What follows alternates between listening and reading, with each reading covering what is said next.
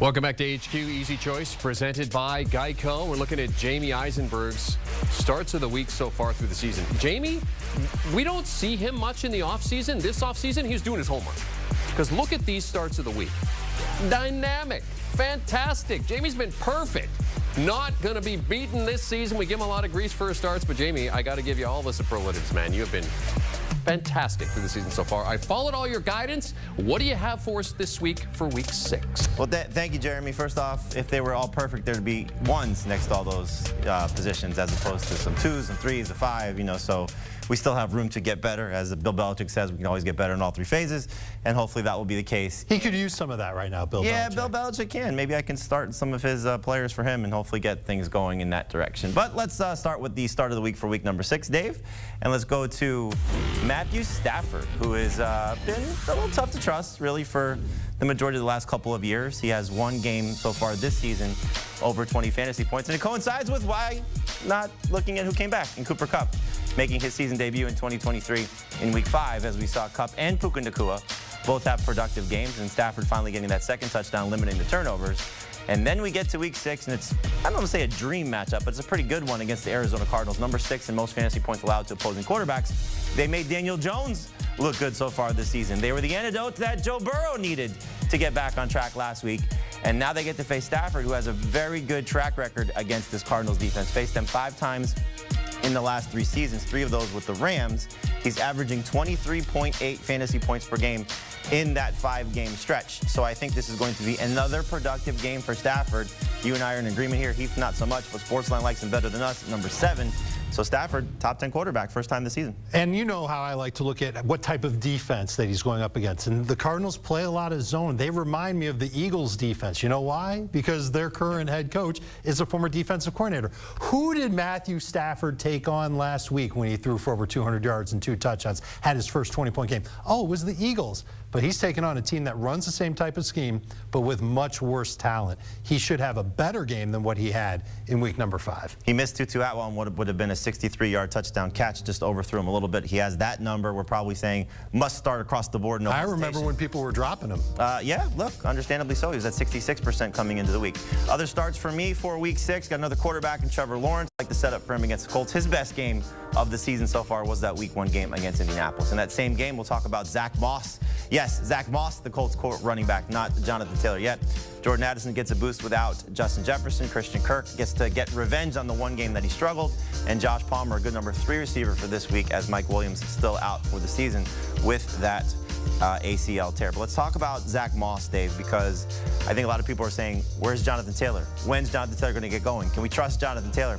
I'm not there yet. I'm going with Zach Moss as the best running back for the Colts, and I think you can start him as a number 2 running back for this week. This is probably the last week we're going to see Moss out-snap Jonathan Taylor, out-produce Jonathan Taylor, and the Colts have the luxury of taking their time with Taylor because they can run Zach Moss into the ground. He's at 20.7 PPR points in 3 of his last 5 games, and 2 of those games against 2 of the toughest opponents you could find in Baltimore and Tennessee. This Jaguars run defense has been good. I don't care. The way Moss is running right now, he's got top 20 upside. And I'm this close, they're back-to-back, to saying you start Zach Moss over Derrick Henry because he's struggling taking on that Ravens defense. Moss is in a much better spot, and he's going to go off once again against Jacksonville. Yeah, I can't do that because I know that the Colts are going to give more work to Jonathan Taylor, so I think that this is a dicey situation. I don't mind him as a low-end number 2 fantasy running back, but I can't say that I completely trust Zach Moss and look at him as a top 20 type of a guy. But we've got 2 teams on bye, and there's a lot of injuries that are going around. You might not have a choice but to go with Zach Moss, hope that he can find the end zone on one of, I'd say, about 10 to 12 touches that he'll have against Jacksonville. Yeah, I'll take the over on that. The way that they're using him right now, I think, is pretty fantastic, and they could take their time to make sure Jonathan Taylor's right so he doesn't have a recurrence of that injury. 2 other receivers, like I said, that I like for this week. You got Jordan Addison stepping in for Justin Jefferson with the injury. I don't know if he's going to get all those targets, but he certainly has a big advantage here without Justin Jefferson playing. And then Josh Palmer, we'll get to Palmer in a second. But in terms of Addison, the setup's fantastic. He's got 3 games so far this season with at least 6 targets. He's averaging 15.2 PPR points per game in those 3 games. He's probably getting over 6 targets against the Bears, so you can start him as a borderline top 15 wide receiver, certainly a number 2 wide receiver in all leagues. And then when it comes to Josh Palmer and the setup for him, he's gotten 15 targets in the 2 games without Mike Williams. This is the game that I think a lot of people should be looking at because that's the highest over-under for the week. So shootout potential between the Chargers and the Cowboys. And Palmer is going to still be the lead guy ahead of Quentin Johnson, second guy in the receiving corps behind Keenan Allen. So love the setup for him, the way that he's playing and the opportunities that he's going to get. The starts for Dave Richard for this week, you see Brock Purdy, Alexander Madison, Deontay Foreman, Michael Pittman, and Logan Thomas. Dave, before we get to Purdy, just real quick on Deontay Foreman. Is this dependent on Roschon Johnson playing? So if Johnson plays, would you still start? Think of Foreman as a placeholder there. If there's no Roschon Johnson, then certainly Deontay Foreman. Foreman might be their only running back that they can trust for 4 quarters. And Minnesota's run defense is pretty good. I'm just looking at that sheer volume that puts Foreman as a low-end number 2 running back. But of course, if Roschon Johnson plays, Roschon would be in that spot. All right, let's talk about Brock Purdy here because the track record for Kyle Shanahan against a Jim Schwartz defense is horrible. Absolutely horrible. He's 1-8 against Jim Schwartz-led defenses as a coordinator and coach. But is Brock Purdy going to get the job done for fantasy managers against this really good Browns defense?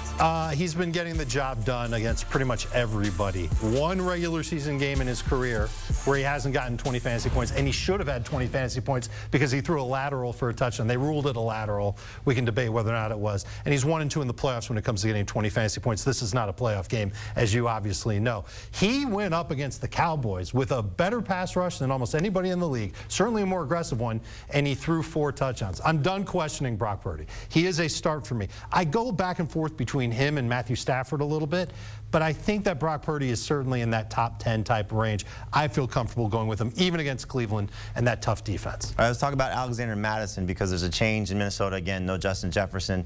When you look at Madison and the upside or maybe some of the downside, because he's been their most productive running back for the Vikings, but we saw last week the snap count wasn't exactly as dominant as it has been, and they got Cam Akers more involved. So is this going to be a game where they lean more on their run game, less on the passing game because no Justin Jefferson? Is it the matchup? How much do you like Alexander Madison? It's definitely the matchup. Before week 5, the Bears were allowing almost 4 yards per carry, 4 rushing touchdowns, one of the league's most run-on teams, and I think that's what Minnesota's going to do. They're going to look at what's going on with their passing game and say, let's try and get balanced again. Let's try and not throw the ball downfield and try and get away with running the ball. And I think Madison will lead the way. Cam Akers will get his numbers, but I still like how Madison dominated near the goal line. He could score in this game, could get around 13, 14 touches, still come away with 60 or 70 yards. A number 2 fantasy running back for sure. I really hope he has a big game because Akers is just nipping at his heels right now, and I think the coaching staff is wanting to make a change. They just don't really have a full justification to do so just yet.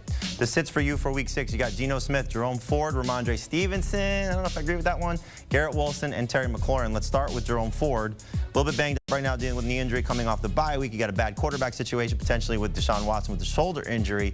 Is Jerome Ford still worth trusting even as a flex against the 49ers? Oh, I would say that he's worth trusting as a flex. I don't know if I would start him as a number 2 fantasy running back and feel pretty good about it. You mentioned they're playing the 49ers. They just shut Tony Pollard down. Since he's taken over for Chubb, I like what he's done in the passing game. 7.7 yards per catch. He's got 3 total touchdowns. His rushing average is 4.3. It's all weighted on that crazy 69-yard run that he had against the Steelers back in week 2. Since then, no touches for more than 20 yards, no carries for more than 10 yards. So he really hasn't been the explosive running back that we thought that he might have been able to do, and he's handling about 60% of the work. This is a tough matchup for him coming off the bye. All right, why Ramondre Stevenson sitting against the Raiders? Why not Ramondre Stevenson sitting against anybody? It doesn't matter who he plays. Last week was the first time he didn't have 16 touches in a game. Ezekiel Elliott had more snaps in the first half. That was weird to me. They're not involving him in the passing game that much. I don't trust Ramondre Stevenson, in part because his offensive line's bad, in part because his passing game's bad. And this is an offense, Jamie, they've had 1 snap inside the 5 this whole season. I can't expect it to turn around this fast. I can't trust Ramondre Stevenson blindly, even though it's a good matchup against Vegas. Yeah, I'm going to go back to him for this week because I think what we see with this team, they've played the Jets, the Cowboys, and the Saints. 3 really ridiculous defenses that have shut them down. And this offense looks awful. I'm not going to disagree with you on that. But I think going back to him this week makes some sense. I think we will see him get more involved. And last year in this spot, week 15 against the Raiders, 19 carries, 172 yards and a touchdown. There's familiarity against this team. I think this is actually going to be Ramondre's best game of the season this week against the Raiders. So I'm going to trust him as a number 2 running back. But that might be like 90 yards and no touchdown. Let's go to the sits for me here for this week. And I'm going to stay away from Jared Goff because he's on the road, scared about this matchup against the Bucs. They've actually done a good job against Kirk Cousins and Jalen Hurts, two very good fantasy quarterbacks. Goff in his last 14 road games, 13 of them, 17 fantasy points per game or less. So Jared Goff, a quarterback you might be able to get away from this week. Let's talk about Deebo Samuel, because a lot of people looking at him. Dave, you like Brock Purdy and the opportunity to take on the Browns.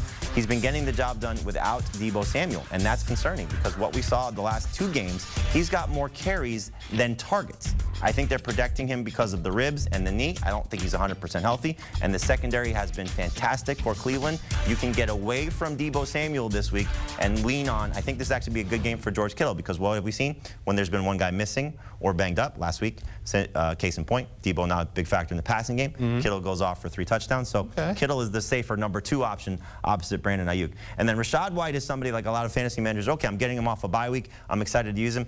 Not me. I'm trying to stay away from him as much as I possibly can. He's got a ridiculously tough matchup against the Detroit Lions. They have yet to allow a running back to go over 43 rushing yards. And what have we seen from White in 2 of his 4 games so far this season? 7.2 PPR points per game or less. I don't think this is the matchup you want to trust Rachaad White, especially if Mike Evans misses this game with a hamstring injury. Easy to focus on the run game. Take Rachaad White out of the game. There's your starts and your sits for week number 6 as we're getting you set to set those lineups and hopefully have a lot of success in your fantasy leagues. Check out our Fantasy Football Today podcast wherever podcasts are found. That's what we do. We help you dominate the Fantasy Football Today podcast. Everywhere.